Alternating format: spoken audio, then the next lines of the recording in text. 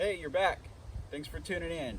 Don't forget, thumbs up, subscribe, hit the bell, share with your friends. All right, so today on off-road stuff, we're going to talk about the difference in your wheel width compared to your tire width size and some of the advantages and disadvantages of whichever combination you decide to use.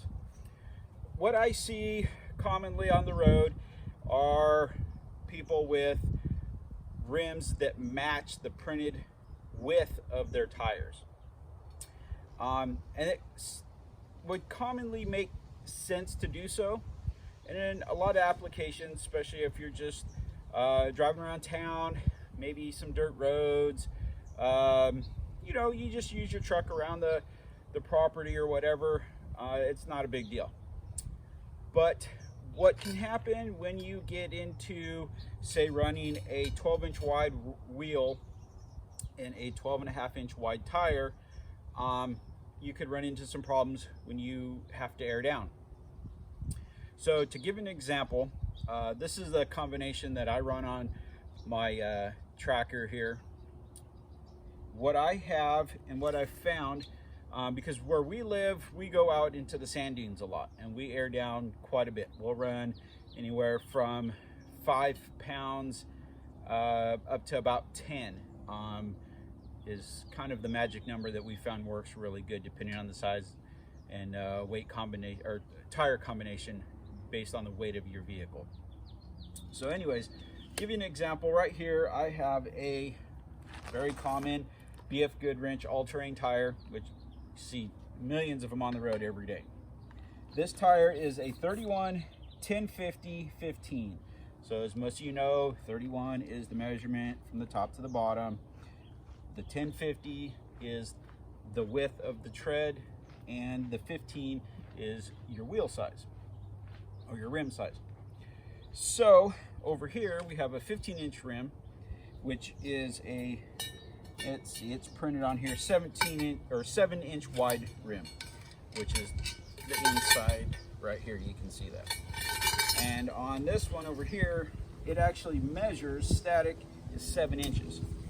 So what that means is when you air your tire down and you get this massive bulging on the side to increase your footprint for more traction, you have less air pressure in the tire. Obviously, air pressure is pushing the bead outward of the tire, which is pushing against the inside edge of your rim here.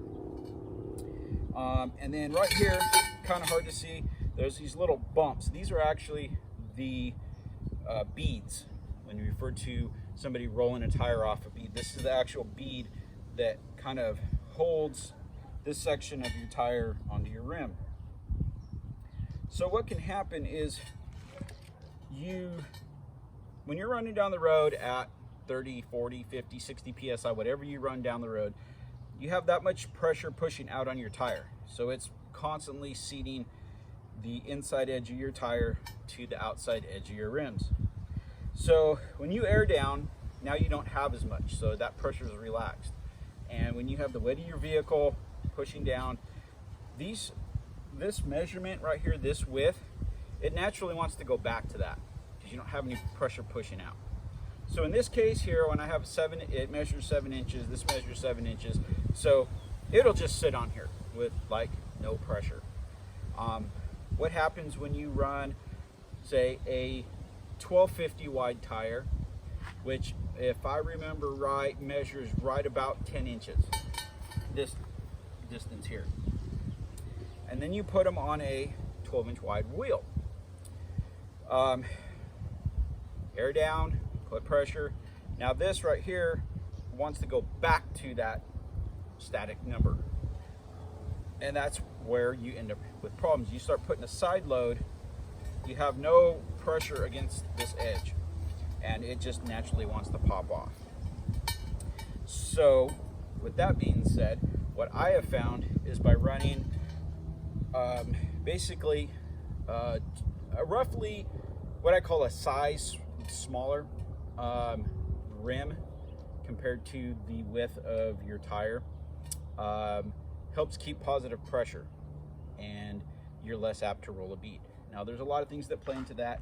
Your sidewall, if you have a lower profile tire, this isn't going to flex as much, so you can drop down to, say, from, if you're running 35 psi on the road and you air down to, say, 10, and you get off camber, that sidewall pressure, it'll pop it right off the bead. I see it happen all the time off-roading.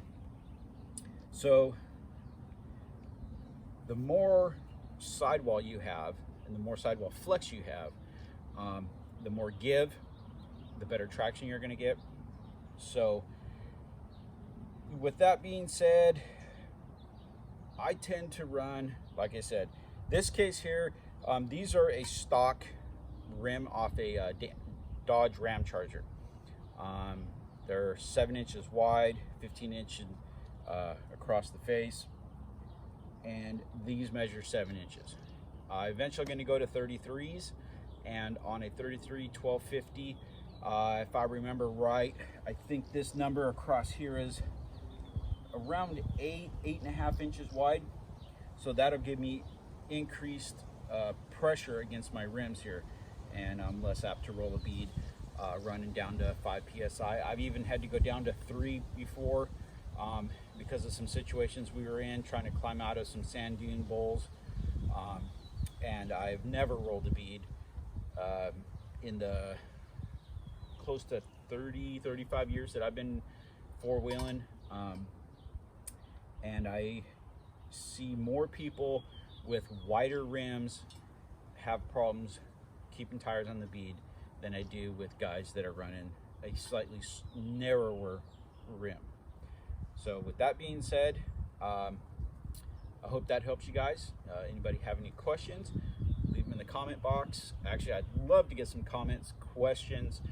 I'll make another video if you guys have more questions about this. So don't forget, thumbs up, subscribe, hit the bell, share with your friends. But most of all, be safe, and we'll see you on the trail.